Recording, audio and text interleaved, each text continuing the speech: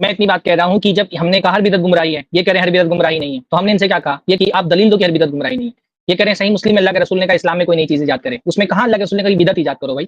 پوری حدیث پڑھ کر کے سناؤ نا۔ ان سے کہہ رہے تھے پوری حدیث پڑھ کر سناؤ، سن فی الاسلام سنتا حسنۃ، جو اسلام میں ایک سنت حسنہ کو شروع کرے گا، سنت حسنہ کی بات ہے، بدعت کی تو بات ہی نہیں ہے۔ نحمدہ ونصلی ونسلم علی رسولہ الکریم، اما بعد فاعوذ باللہ من الشیطان الرجیم، بسم اللہ الرحمن الرحیم۔ ناظرین و سامعین، آج ہم بات کرنے جا رہے ہیں، ابھی حالیہ دنوں میں یوٹیوب پر ایک چینل ہے آئی پلس ٹی وی، جو اہل حدیث وہابیہ کا چینل ہے، اس پر میلاد نبی صلی اللہ علیہ وسلم اور بدعت کے تعلق سے ایک پروگرام کیا گیا، جس میں انہوں نے بے شمار ڈنڈیاں ماریں اور بہت بڑے بڑے بلنڈر چھوڑے، جن میں سے ایک بلنڈر صحیح مسلم کی ایک حدیث کو لے کر چھوڑا گیا اور عوام کو یہ تاثر دینے کی کوشش کی گئی کہ اس حدیث میں اللہ کے رسول صلی اللہ علیہ وسلم نے بدعتیوں کا رد کیا ہے۔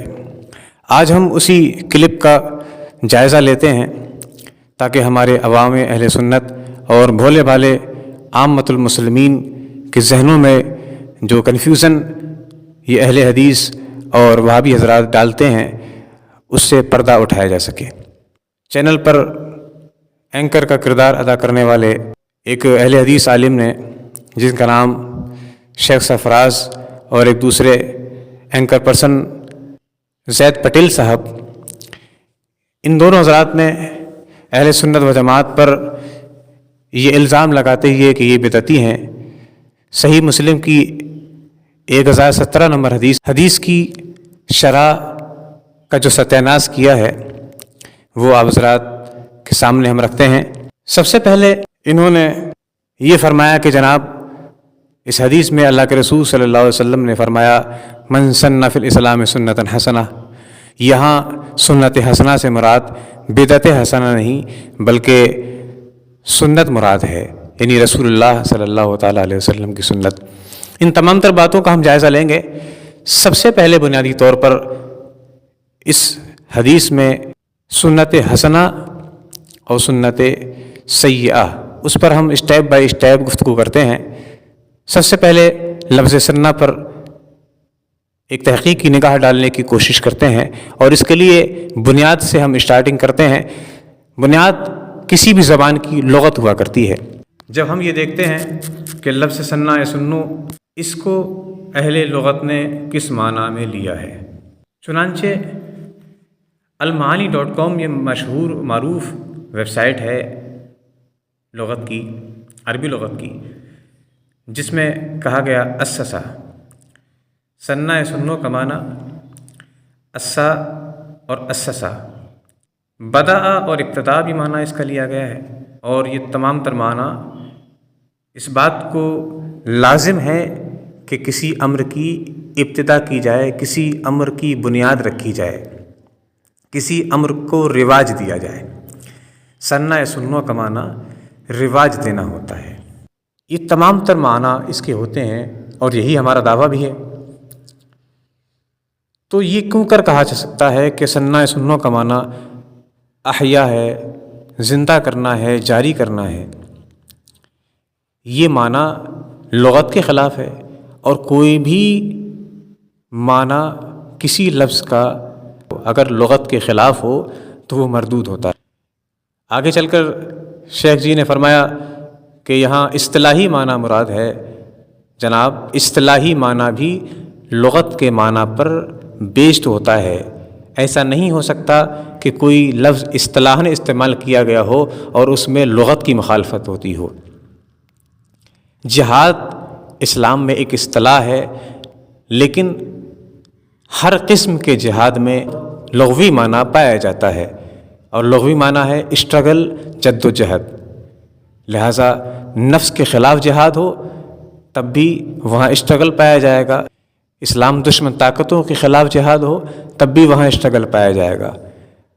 تو اصطلاحاً تو فائٹ کے معنی میں آتا ہے جہاد، لیکن فائٹ میں چونکہ اسٹرگل پایا جاتا ہے، جد و جہد پائی جاتی ہے، لہٰذا معلوم ہوتا ہے کہ کوئی بھی دنیا کی اصطلاح ہو، کوئی بھی لفظ ہو، اصطلاحاً مجازاً استعمال ہو چاہے حقیقتاً استعمال ہو، اس میں لغت کا معنی ضرور پایا جائے گا۔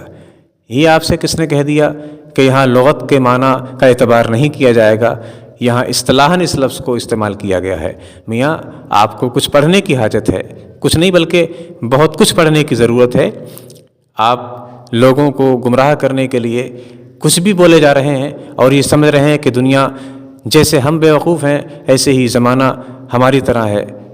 ایسا نہیں ہے، یہ زمانہ جانتا ہے۔ آگے آئیے، جب ہم نے لغت میں اس کا معنی دیکھ لیا اور معلوم ہوا کہ اس کا معنی رواج دینا، کسی چیز کو ایجاد کرنا ہوتا ہے، تو اب ہم اس کو ائمہ محدثین نے جو سمجھا ہے اور جو اس کی شرح کی ہے اس کی روشنی میں دیکھتے ہیں۔ چنانچہ امام نووی رحمۃ اللہ تعالی علیہ شرح صحیح مسلم میں اس لفظ کی وضاحت کرتے ہیں اور انہوں نے بھی یہی معنی مراد لیا ہے۔ فی الحث علی الابتداء بالخیرات والسن السنن الحسنات والتحذیر من اختراع الاباطیل والمستقبحات۔ یہ امام نووی رحمۃ اللہ علیہ کا کمنٹ ہے اور اس میں یہ کہنا چاہتے ہیں کہ اس حدیث میں اللہ کے رسول صلی اللہ علیہ وسلم ابھار رہے ہیں امت کو اچھے کاموں کی ابتدا پر اور اچھے طریقوں کی ایجاد پر، اور یہی معنی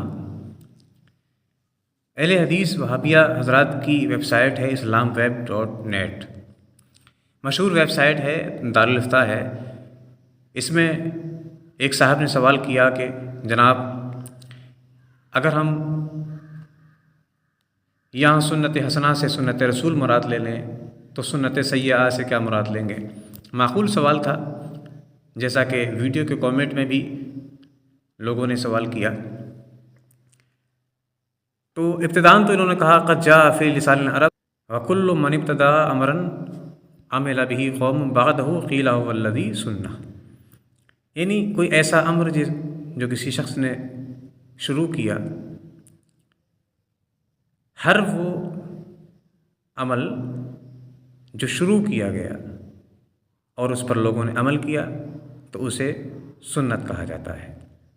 یہاں پر بھی انہوں نے ابتدا لیا ہے معنی شروع کرنا، یہی تو ہم کہہ رہے ہیں، لیکن آگے چل کر انہوں نے جو ڈنڈی ماری ہے سنت سیاح والی عبارت میں، تو ان الفاظ میں انہوں نے ایک عجیب سی چال چلی ہے اور انہوں نے یہ بتانے کی کوشش کی ہے کہ پہلے جز میں جہاں سنت حسنہ لکھا ہے وہاں پر تو رسول اللہ صلی اللہ علیہ وسلم کی سنت مراد ہے، جہاں سنت سیئہ لکھا ہے وہاں رسول اللہ صلی اللہ علیہ وسلم کی سنت مراد نہیں، کیونکہ رسول کی سنت تو ساری کی ساری حسنہ ہے۔ وہاں وہ طریقہ مراد ہے جو لوگوں میں برا طریقہ تھا لیکن اسلام آنے کے بعد چھوڑ دیا گیا، اسے اگر کوئی جاری کرے گا تو اس پر اس کا وبال ہوگا اور اس پر عمل کرنے والوں کا بھی وبال ہوگا۔ اب ناظرین و سامعین، یہاں سمجھنے کی چیز یہ ہے کہ یہ شاطرانہ اور ہوشیارانہ انداز میں کس طرح سے بات کو گول مول گھما کر رفع دفع کرنے کی کوشش کی گئی ہے۔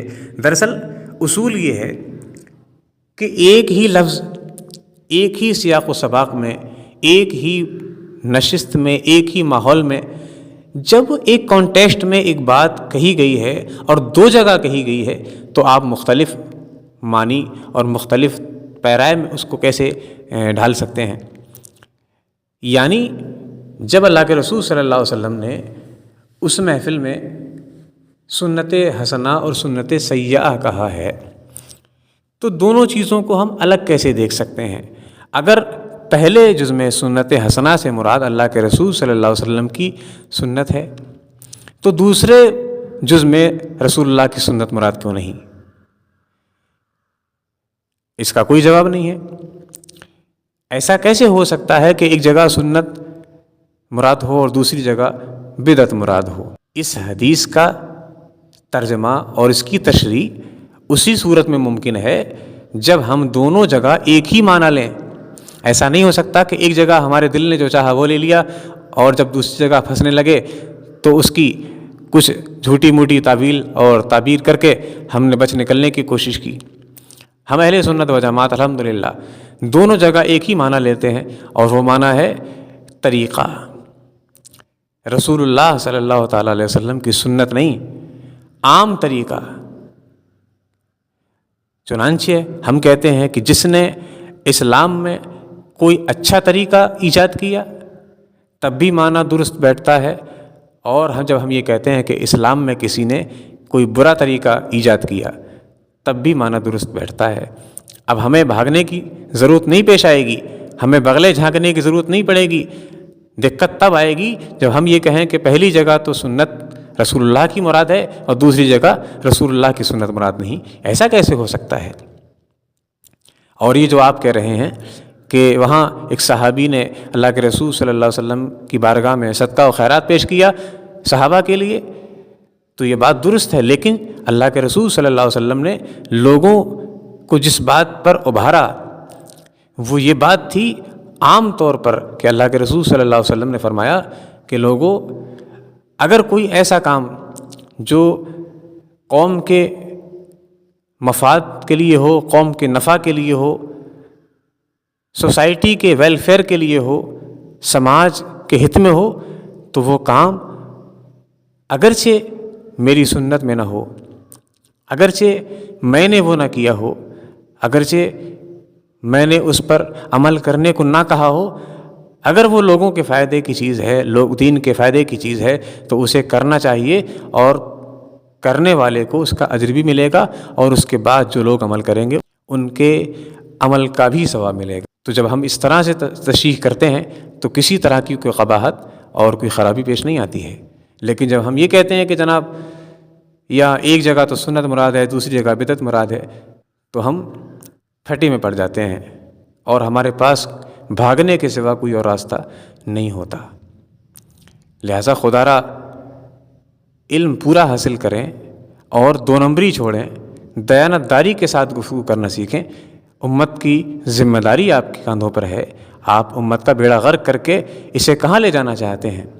اور جو آپ بار بار چیختے چلاتے رہتے ہیں کلو بدعت ضلالہ، کلو بدعت ضلالہ، اس پر بھی انشاءاللہ ہم گفتگو کریں گے نیکسٹ ویڈیو میں، اور آپ کے جو سوالات ہیں اور آپ کی جو اعتراضات ہیں اور آپ کے دل کی جو خلش ہے اسے انشاءاللہ مٹائیں گے۔ لیکن آج کے اس بیان میں آپ پر ہمارے سوالات ادھار رہے، اور اللہ کرے کہ یہ آپ کے لیے باعث ہدایت بنے، اور ہدایت تب بنیں گے جب دیانتداری اور ایمانداری کے ساتھ ان پر غور و فکر کریں گے۔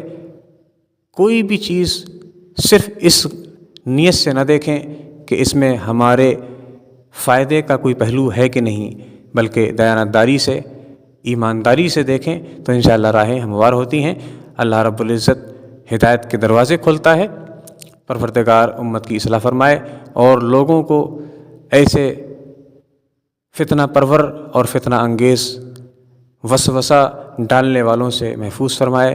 آمین بجائے سیل مرسلین، وآخر دعوانا ان الحمد للہ رب العالمین۔